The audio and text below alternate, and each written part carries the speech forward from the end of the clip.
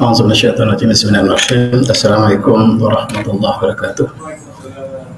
الحمد لله آمين وبه نستعين. والصلاة والسلام على أشرف الأنبياء والمرسلين وعلى آله وصحبه أجمعين. Ya, sebagai kata Imam dan seluruh muslim muslimat yang dirahmati Allah sekalian, alhamdulillah kita sudah berada di ambang Ramadan 1442 45. Dan Ramadan kali ini barangkali lebih cabaran daripada tahun lepas. Dan marilah kita renung apakah yang suasana yang sedang berlaku sekarang untuk menghadiri pada Ramadan yang cukup genting, lebih lagi penduduk Gaza yang sedang dibedil, dibom dan dizalimi oleh Israel. Kita mulakan dengan ayat surah Al-Baqarah. A'udzu minasyaitonir rajim. Syahr Ramadan alladzi unzila fihi al-Qur'an hudan lin-nas wa bayyinatin minal huda wal furqan. Faman syahida minkum syahra falyasum. Wa man kana maridan aw ala safarin fa iddatun min ayyamin ukhra. Yuridullahu bikum al-yusra wa la yuriikum al-'usra. Wa litakmulul iddata wa litukabbirullaha ala ma hadakum wa la'allakum tashkurun. Surah Al-Azim. Bulan Ramadan, bulan diaturkan Al-Quran padanya sebagai petunjuk dan keterangan manusia daripada petunjuk ilahi dan pembeza Al-Quran.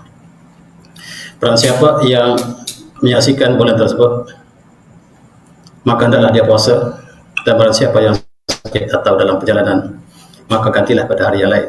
Allah menghendaki kamu kemudahan, Allah tidak menghendaki kamu kepayahan, supaya kamu melengkapkan bilangan serta litukabirullah andarakum, supaya Allah membesarkan Allah, mengagungkan Allah di atas apa yang Allah berikan petunjuk kepada kamu. Walakum tashkurun, mudah-mudahan kamu bersyukur. Bulan Ramadan datang lagi. Mudah-mudahan Allah sempurnakan kita bulan Ramadan ini, bulan yang penuh berkat, penuh nikmat yang Allah berikan kepada kita. InsyaAllah kita akan hadapi dalam beberapa hari lagi. Bulan-bulan sekali kita lihat ahli falak akan melihat anak bulan. Anak bulan yang bakal kita lihat akan berlaku pada 10 bulan Mac ini. Bulan-bulan sekali kita lihat conjunction adalah istimewa, di mana bumi, bulan dan matahari duduk di atas satu garisan. Oleh kerana saya tidak ambil data ini di kajian di Amerika, jadi saya gunakan data di Amerika. Dan insyaAllah istimewa berlaku pada 10 Mac di time zone Amerika, dan kita di Malaysia kita akan tengok zone kita, tetapi untuk tujuan perbicaraan kita lihat hilal bilakah muncul. Dalam konteks ini, inilah UT ataupun Utah time yang bakal berlaku conjunction ataupun istimewa pada 10 Mac 9 pagi. Dan tentulah berbeza kita, time zone kita berbeza, dan selepas itu pada malam 10 kita akan melihat anak bulan. Sekiranya anak bulan nampak, maka kita puasa pada 11. Sekiranya tidak nampak, kita puasa pada 12 bulan. Pada 1 Ramadan kita jatuh pada 13. Pada 12, sekiranya pada 10 malam, pada 29 Syaban tidak dapat lihat anak bulan. Di sinilah peranan ahli falak untuk menentukan bila ke awal Ramadan kita. Ini adalah gambar simulasi yang dikeluarkan oleh Utah di Amerika pada 10 Mac.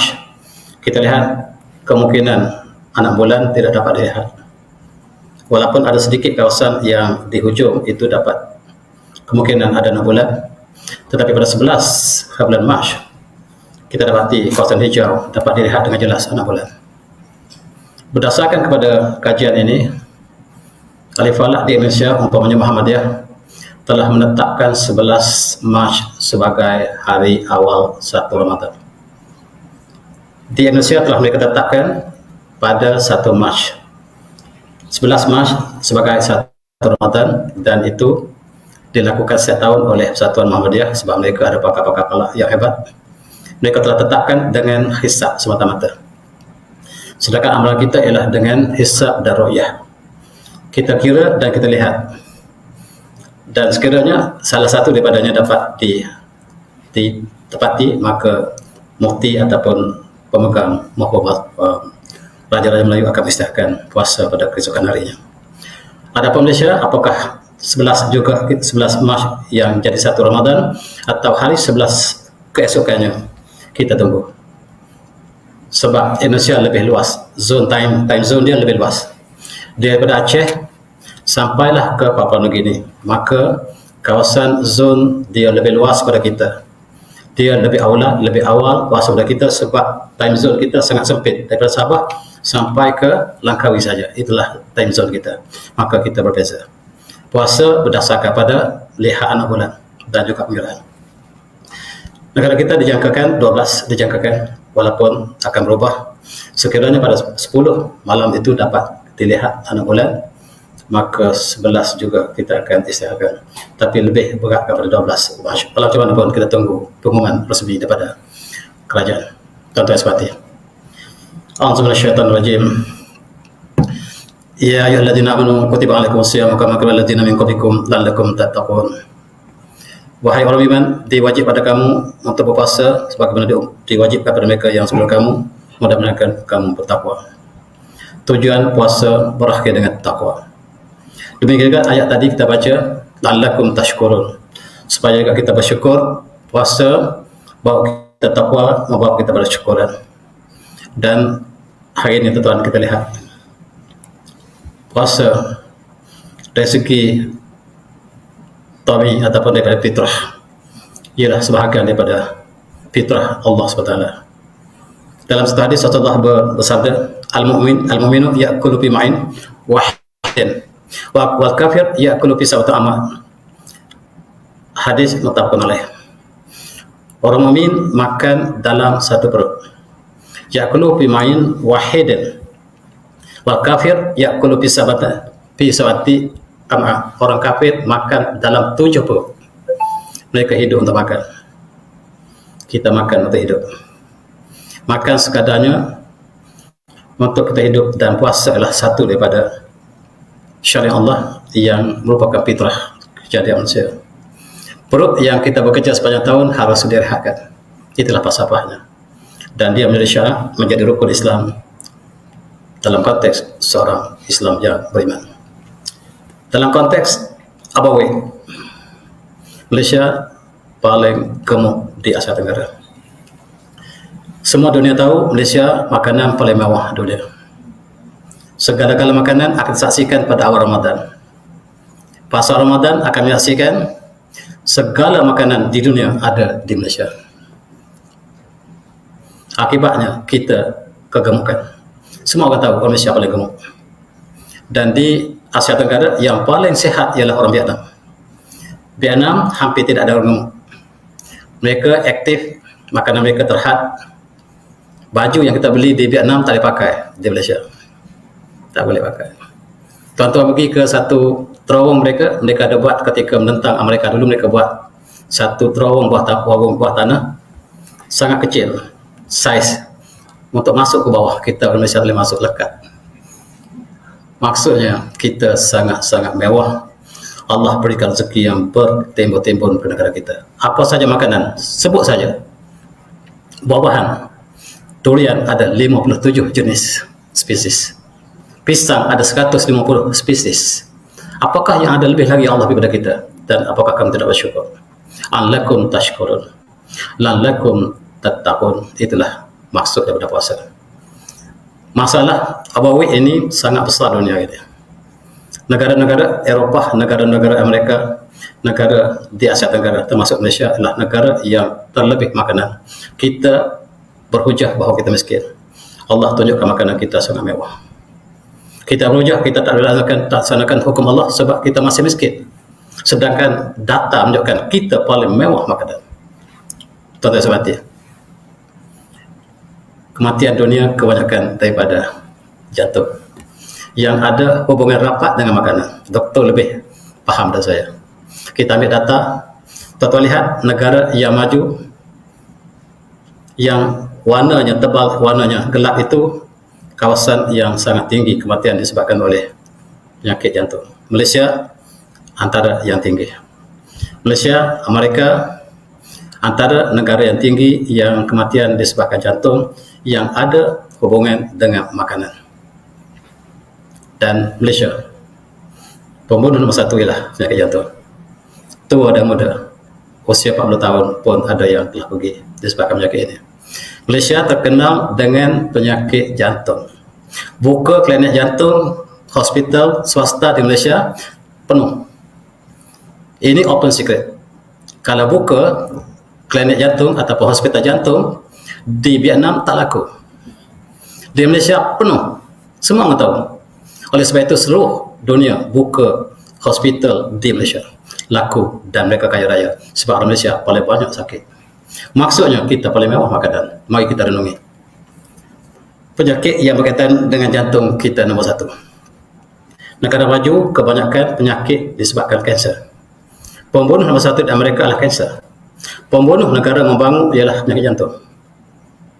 Apakah sebab? Barangkali kanser disebabkan oleh teknologi yang sangat pesat dan kita disebabkan oleh makanan. Tuan-tuan semati, 1 daripada 6 kematian di Malaysia berpunca penyakit jantung. Ini statistik yang dikeluarkan tak lepas. Malaysia semua tahu, bukanlah klinik penuh, tidak akan rugi. Bahkan di hospital kerajaan tidak ada, kadang-kadang tidak ada katil yang kosong. Menunjukkan bahawa penyakit yang berpunca makanan ialah satu daripada fenomena yang menjadi masalah besar dunia moden hari ini. Tuan-tuan, dalam satu hadis Rasulullah bersabda yang dibawakan oleh Imam Tirmizi daripada Miqdad bin Mahdi, qala sami'tu Rasulullah SAW, saya mendengar Rasulullah berkata, yaqul ma mala adamiyun wa'an syarran min batni. Tidak ada satu bekas yang lebih buruk untuk kita isi makanan lebih daripada perut kita. Ma mala adamiyun wa'an syarran min batni. Bihasbi ibn alam akalat yuqimna subh. Sepatutnya kita makan supaya kita dapat bangkit saja. Sepatutnya kita makan makanan supaya kita dapat bangkit berjalan, itu saja. Akalat yuqimna sulbah, sehingga kita boleh tegakkan belakang kita. Painkan al-mahalah, kalau nak makan juga. Fasulusun li ta'amih, 1/3 perut berikan untuk makanan. Fasulusun li syarabih, walasulun li nafsih. 1/3 untuk makanan, 1/3 untuk minuman, 1/3 untuk dirinya sendiri, untuk pernafasan dia. Bagi 3, dan inilah penawar agung dalam syariat Islam. Amalan yang diberikan petunjuk Rasulullah, tetapi sayang sukar untuk kita laksanakan. Kadang-kadang kita makan, kita lupa 1/3. Dan lebih lagi bulan puasa ini, makanan yang mereka, makanan yang berbagai-bagai kita temui. Tuan-tuan, kita bandingkan kilang. Kilang yang bekerja sepanjang tahun mesti direhatkan. Setiap kilang mesti ada masa tempoh direhatkan supaya dapat kita tentu dikalibrasi. Mereka yang bekerja di kilang lebih faham bagaimanakah setiap alat di dalam kilang kita, dalam amal kita, di sekolah, di hospital, di mana saja alat mesti dikalibrasi, calibration. Mesti kita tentu ukurkan setiap masa. Dan puasa ialah untuk kita kalibrasi jasa kita. Islam agama lengkap, Allah tentukan dengan syarah. Dan sekiranya kita mengikuti syarah, maka itulah jalan yang sebaik-baiknya. Mesin harus kita rehatkan. Setiap kilang yang ada beroperasi mesti direhatkan setiap 3 bulan, mesti direhatkan. Kemudian diukur balik apakah tepat bacaannya tidak. Dan kita juga demikian. Itulah falsafah puasa yang Allah telah tetapkan bagi kita. Setiap kilang mesti ada calibration, iaitu kalibrasi.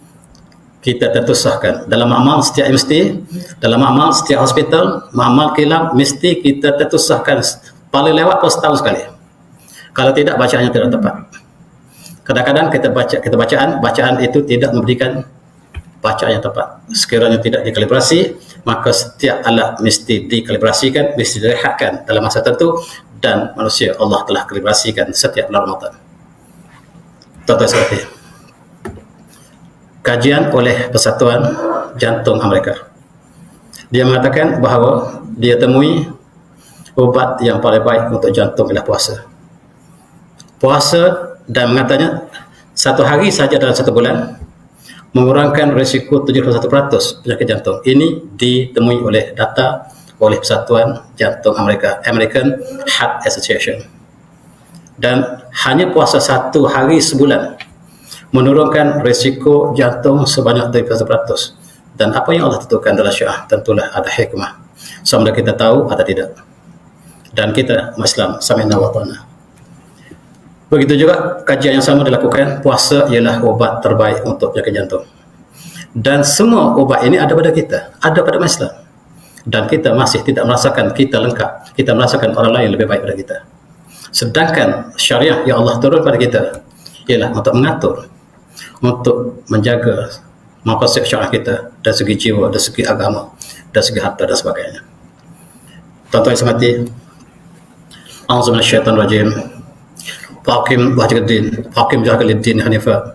Bidallah allati fadarna salihah, la tabdila li khalqillah, la tabdila li khalqillah. Dzalika dinul qayyim, walakin asal nas la ya'lamun. Surah Al-Azim. Padalah wajah kamu kepada agama yang hanif dan agama fitrah Allah allati fatarna salihah, yang fitrah Allah yang Allah ciptakan manusia di atas fitrah tersebut. Dan tidak ada perbezaan, tidak ada perubahan dalam ciptaan Allah. Itulah agama yang benar, dzalika dinul qayyim, itulah agama yang benar. Walakin asal nas la ya'lamun, dan kebanyakan manusia tidak mengetahui perkara tersebut. Islam ialah agama yang hanif, agama yang mengikut fitrah ciptaan Allah. Puasa, solat, haji dan sebagainya, zakat diletakkan Allah di atas fitrah kejadian manusia. Dan puasa, tuan-tuan, bukan kita saja lakukan, haiwan juga lakukan puasa. Kalau kita perhatikan di negara yang musim sejuk, kita lihat tidak ada haiwan di atas muka bumi. Masuk bulan 11, masuk bulan 12, tidak ada seekor pun haiwan di atas muka bumi, sebab salji akan turun. Burung tidak berterbangan lagi, binatang melata tidak ada, tupai tidak ada lagi. Kemana mereka pergi? Mereka masuk dalam lubang mereka. Mereka tidur, mereka puasa, mereka tidak makan, tidak minum, dan tidak bernapas. Binatang tidak bernapas, tuan. Puasa binatang setiap musim sejuk, tak makan, tak minum, tak bergerak, tak bernapas. Subhanallah. Puasa ialah fitrah. Binatang puasa. Dan selepas musim bunga telah tiba, tuan-tuan yang pernah berada di negara sejuk, bila musim bunga telah tiba, maka kita lihat tupai keluar tiba-tiba, burung keluar penuh. Mereka membiak. Selama 3 bulan mereka tidak ada. Mereka berada di bawah bumi, mereka tidur dan tak makan, puasa selama 3 bulan. Puasa adalah fitrah yang Allah tentukan pada setiap ciptanya. Tuan-tuan, ini gambar diambil, saintis nak kaji kemana pergi tupai. Dalam musim sejuk mereka gali tanah, mereka dapati anak beranak tidur, sentuh tak bergerak, akak mati. Tidak mati, Allah tentukan mereka tidur dan tidur selama 3 bulan. Tak makan, tak minum, tak bernafas pun. Ganjil, tuan-tuan. Kalau kita berkasihkan, kita juga, saya di sawah masa muda-muda dulu, musim sawah banyak ikan. Bila musim kemarau, ikan tak ada. Rupa-rupanya ikan duduk di bawah tanah yang kering itu. Kita gali tanah, kita dapat ikan sedang tidur. Selama 6 bulan mereka tidur di situ. Bila datang musim hujan, maka ikan muncul kembali dan anak-anak mengair di situ. Inilah fitrah Allah, fitrah Allah. La tabdil li khalqillah. Allah cipta setiap ciptanya dengan fitrah yang sesuai dengan syariah yang Allah turunkan. Kalau kita tukar syariah, kita akan melalui jalan yang sukar. Tuan-tuan semati, perhatikan ayam. Ayam bertelur. Kemudian selepas bertelur, dia mengeram. Dia tak makan. Selama 2 minggu atau seminggu dia mengeram, telurnya dia tak makan. Dia puasa selama seminggu. Kalau kita perhatikan, kalau tak perhati, siang dan malam pun sama. Orang buta, siang dan malam sama. Kita pun kalau tak perhati ciptaan Allah, kita pun sama. Tengok ayam yang kita lihat. Ketika mengeram, kita bagi makan, dia patuk, dia buang balik. Dia patuk, tapi buang, dia tak makan, dia puasa. Kalau dia makan, tak netas telur dia. Jadi selama seminggu atau 2 minggu, selama dia mengeram ayam, dia tak makan. Bila anak menetas, dia mula makan, tapi sangat sedikit. Dia cari makan, dia bagi makan anaknya 10 ekor anak yang cantik itu, dia bagi makan. Dia cari, dia bagi ke dalam mulut anak yang baru netas. Dia tak makan.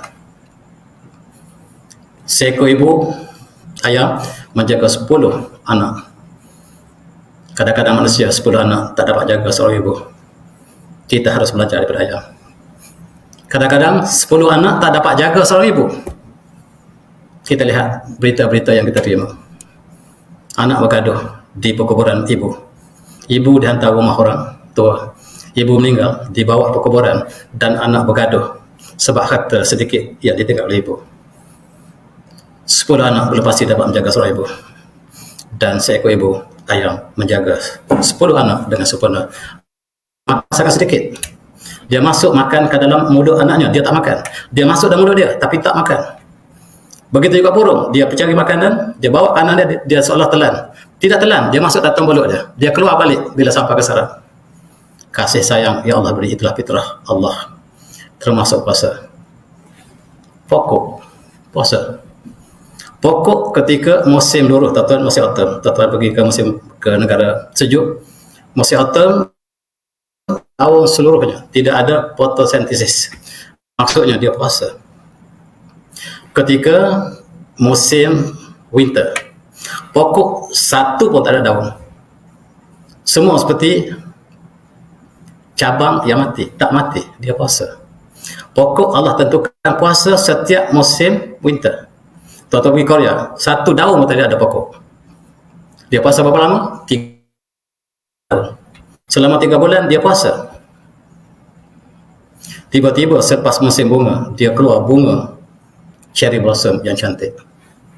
Ketika musim salji, tidak ada selai daun pun. Tidak ada proses fotosintesis sama sekali. Maksudnya tidak makan. Pokok tidak makan.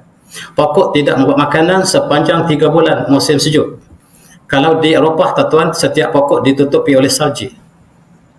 Dan selepas bulan 3 ataupun masuk bulan 4, maka musim bunga pun tiba, pokok mengeluarkan cherry blossom.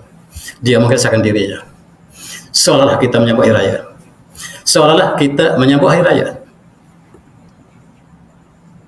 Dengan bunga yang cantik, kita juga hari raya disunahkan dengan pakaian jintak cantik. Pokok selepas dia hilang daunnya, dia keluar daun yang sangat-sangat cantik, segar, dan mengeluarkan bunga, buah. Itulah sunnatullah. Pokok binatang puasa. Allah syariahkan puasa pada manusia, pada umat Islam. Kadang-kadang umat Islam tidak setia dalam puasa. Kedai-kedai dibuka, kita boleh lihat di Kajang. Kita pergi Kajang, di luarnya tutup, di belakangnya ada. Ini berlaku setiap masa dan ketika, kalau kita suka melihat. Kita lihat seorang ayah tidak puasa dan makan di luar, balik rumah menipu keluarga. Ini masih berlaku. Dan tuan-tuan yang semati, inilah suasana yang kita renungi, kita, keluarga kita, masyarakat kita. Dan satu kajian dilakukan tentang puasa oleh doktor Jepun ini. Doktor Jepun ini menghabiskan masa dia untuk mencari penawar penyakit kanser. Tadi jantung, sekarang kanser. Dia mendapat Nobel Prize pada tahun 2016 yang lepas, dan namanya lah Yoshinori Oshomi. Tuan-tuan boleh Google namanya. Dan apakah yang dia temui untuk rawatan kanser? Tadi jantung. Rawatan kanser juga puasa. Puasa ialah ubat terbaik untuk kanser. Dan dia mengatakan intermittent fasting can help in the fight against cancer and repair damage from chemotherapy. Kemoterapi tidak perlu, kata dokter ini. Kemoterapi memusnahkan sel yang banyak. Dia mematikan sel bawah, sel kanser, tetapi dia mematikan sel lain. Tetapi obat yang terbaik ialah intermittent. Intermittent inilah puasa tak puasa, puasa tak puasa, puasa tak puasa. Intermittent fasting can help in the fight against cancer and repair damage from chemotherapy. Tuan-tuan boleh baca banyak tulisan dia dalam jurnal, dalam majalah yang lebih detail apakah bagaimanakah puasa boleh menimbulkan imuniti kita. Badan mengeluarkan antibody untuk melawan kanser. Itulah fitrah Allah, itulah sunnatullah. Dan hari ini kita terdedah dengan berbagai-bagai masalah kesihatan. Kita terlibat dengan racun, dengan chemical, dengan pancaran. Yang pancaran yang paling banyak lah daripada handphone, tuan-tuan. Itu penyebab kanser nombor 1 di Malaysia. Dan tempat yang mula-mula sekali yang ada teknologi yang kita ada receiver yang kita ambil daripada internet, daripada satellite, yang kita panggil apa tu, port, receiver port, yang banyak di seluruh Shah Alam di USJ. Di USJ terkenal senjata kanak-kanak, kebanyakan yang lahir banyak yang terkena leukemia disebabkan pacaran daripada handphone, tuan-tuan. Handphone, tuan-tuan, menggunakan microwave menyebabkan kanser. Kanser kita tak dapat lihat, tak dapat lagi. Negara maju telah haramkan antena diletakkan dalam kawasan taman. Dan di Malaysia, dalam taman penuh, kadang-kadang taman masjid pada antena kita. Kita bayar, orang bayar, kita letak atas rumah kita. Dan itulah pembunuh utama. Dan handphone kita dalam poket kita. Dalam surah ini kita ada 30 orang. Kita on handphone kita macam kita duduk dalam microwave yang besar. Dan itulah perkara menyebabkan kanser. Puasa lah ubat dia. Dan tuan boleh baca, barangkali saya tidak cukup lengkap ilmu untuk menceritakan apakah yang berlaku di sini. Dia menyatakan apabila seorang yang telah puasa 1 hari saja dah sebulan, ataupun dalam konteks mereka puasa, mereka tidak makan, mereka minum. Fasting dalam konteks mereka tidak makan. Kita segala-gala, daripada fajar ke ghurub kita puasa. Tetapi dalam konteks mereka hanya puasa dalam masa 15 jam, 8 jam, 8 hingga 16 jam saja. Puasa dari mereka 8 jam, tak makan, itu puasa bagi mereka. Kalau kita pergi doktor pun, doktor suruh kita puasa 8 jam. Itu puasa barat, bukan puasa Islam. Puasa kita 1 hari lengkap. Dan dia dapat, tuan-tuan boleh baca di sini apakah yang dilakukan apabila kita puasa. Sel memakan sel kanser itu. Sel kanser dimakan oleh sel kita sendiri. Dan itulah perbuatan yang terbaik, sunnatullah dan fitratullah, yang Allah jadi manusia daripada fitrah, dan Allah turunkan syariah menggunakan fitrah yang sama. Tuan-tuan semati, ini tulisan ringkasan adalah sebagai sinopsis kepada kajian Profesor tadi, Profesor Yoshinori, yang barangkali tuan-tuan lihat, mereka mengatakan bahawa puasa menyebabkan badan makan sel yang rosak, yang terkena kanser tadi, menyebabkan satu istilah autophagy yang tuan-tuan lebih faham dari saya. Kita lihat puasa sama ada menyebabkan penyakit atau tidak. Puasa tetap rukun Islam, dan hikmahnya tentu ada di sebaliknya. Sekarang sudah diketahui bahawa rawatan kanser terbaik ialah puasa. Ini tak dapat dinafikan lagi. Gunalah apa sekali rawatan puasa terbaik, sehingga doktor dapat Nobel Prize disebabkan oleh kajian yang dilakukan tadi. Sekarang fasting may be the best way to combat cancer. Sekarang mereka telah akui puasa ubat terbaik untuk lawan kanser. Intermittent fasting. Intermittent fasting ialah puasa tak puasa, sebagaimana kita amalkan dalam Islam.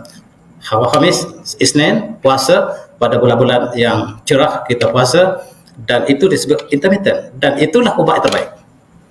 Dalam syarah itu ada hikmah yang sangat tinggi, sama ada kita tahu atau tidak tahu dalam tata ini.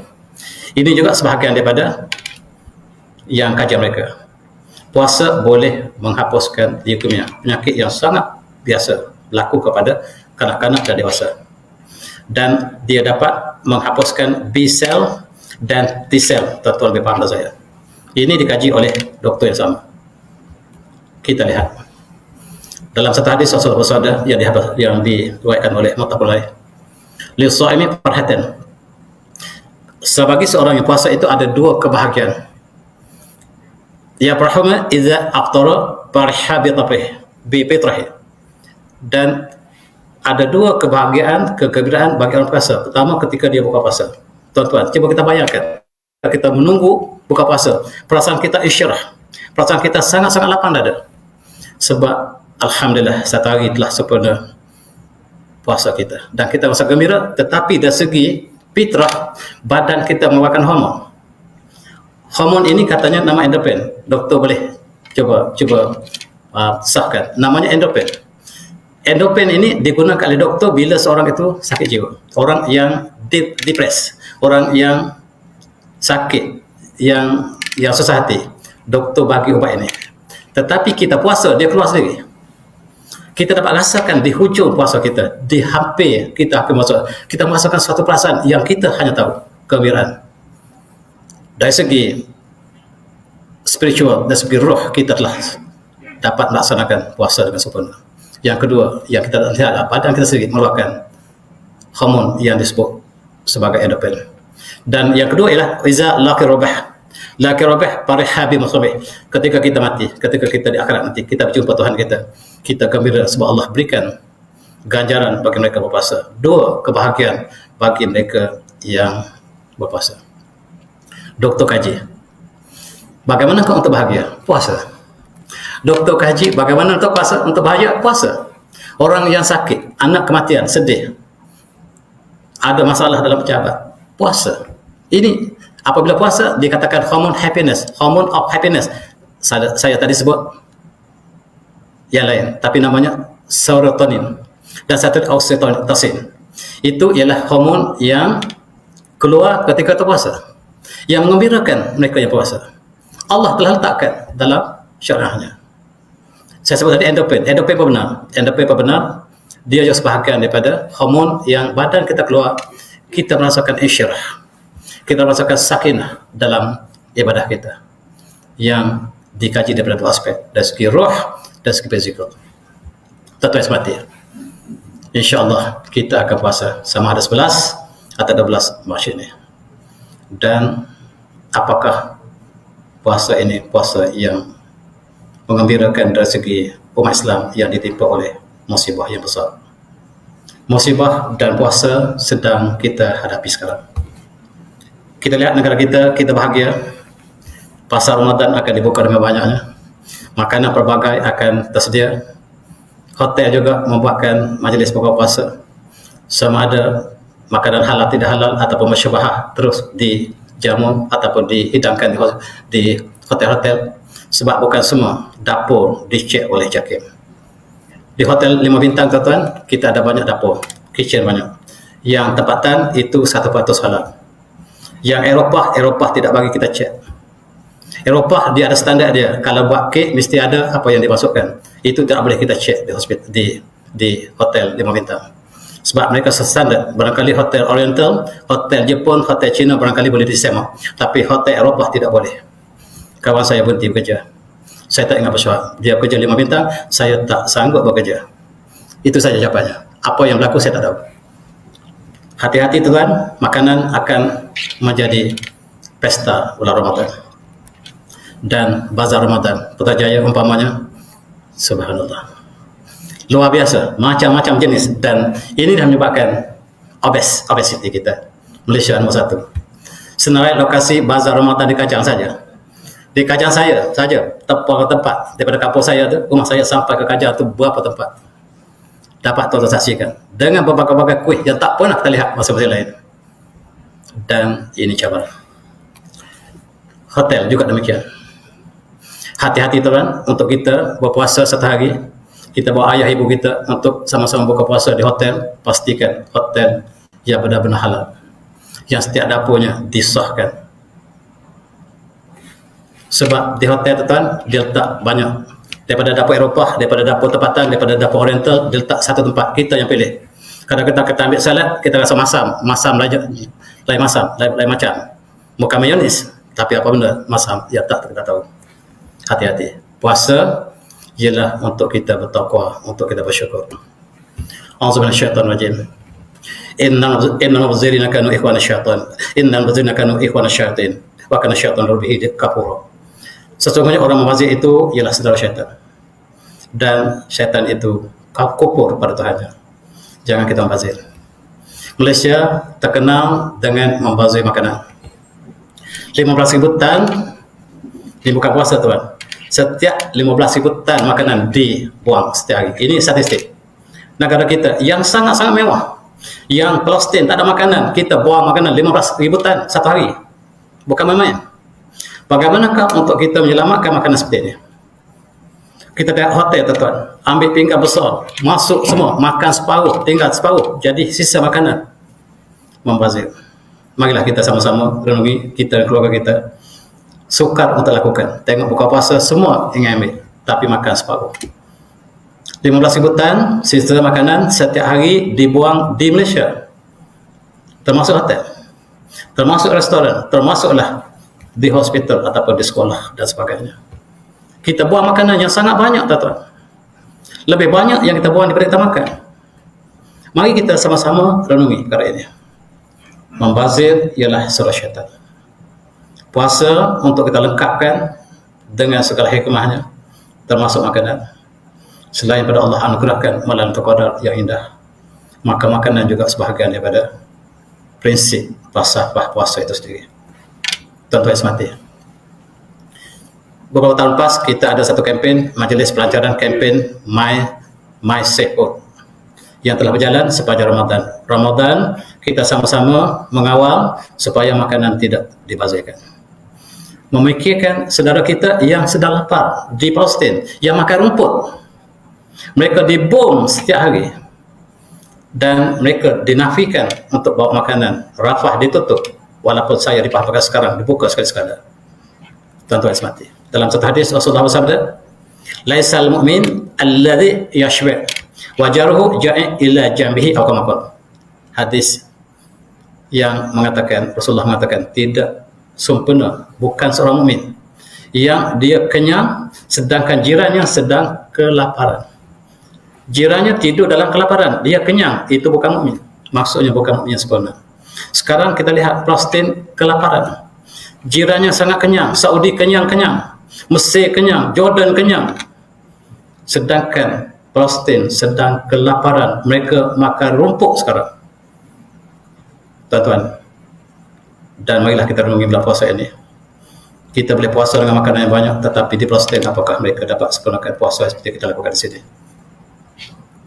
Dan tengok, bukan saja di Palestin, di Somalia, di Yaman, kanak-kanak tidak cukup makanan. Lebih lagi bulan puasa ini, apakah nasib mereka? Dan puasa antara lain untuk bersyukur, la'allakum tashkurun, la'allakum tattaqun. Kita lihat Gaza lebih spesifik. Ramadan di Gaza belum berlaku lagi, tetapi apa yang kita lakukan sangat dahsyat.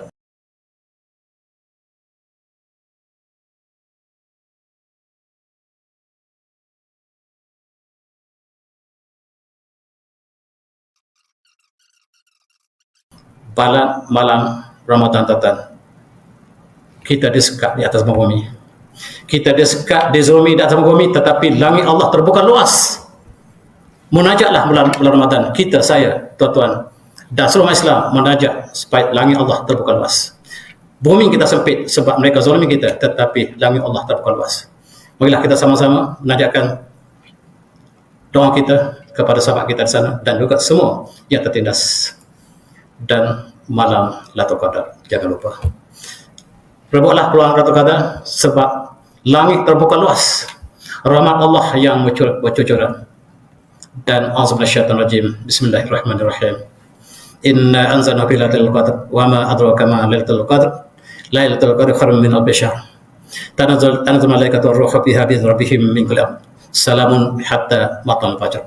Dan kita menunggu malam Lailatul Qadar. Dan tanda tangan tuan-tuan, saya dan tuan-tuan, langit Allah terbuka luas, bumi Allah disempitkan oleh mereka, tetapi langit tetap luas. Dan marilah kita rebut peluang ini, bulan yang mulia ini, bulan bang ambang kita, untuk sama-sama kita menadah. Dan jangan lupa kita bersedekah banyak. Berilah bantuan kita sedekah yang kita mampu, sebab sedekah ialah menghapuskan kemurkaan Allah. Dan juga untuk ada hadis yang mereka yang sakit juga disembuhkan dengan sedekah. Dawu amadakum bisedekah. Rawatilah pesakit kamu dengan sedekah. Tuan-tuan, kita sedekah juga banyak. Sebagaimana di sini tak sempat saya untuk membaca satu-satu fadilahnya. Dan marilah kita sama-sama hulurkan bantuan di mana kepada saudara kita di Palestin dan juga di mana saja dalam konteks ini. Dan kita tutup dengan ayat yang kita baca tadi. A'udzu minasyaitonir rajim. Syahrul Ramadan alladzi unzila fihi Qur'an hudan lin-nas wa bayyinatin minal huda wal furqan. Faman syahida minkum syahra falyasum. Wa man kana ramadan aw ala sabiyin fa'iddatun min ayyamin ukhra. Yuridullahu bikum al-yusra wa la yuriikum al-'usra wa litakmulu al-iddata wa litukabbirullaha 'ala ma hadakum wa la'allakum tashkurun. Sadaqallahul azim. Wabillahi taufiq. Assalamualaikum warahmatullahi wabarakatuh. Tasbih sanas.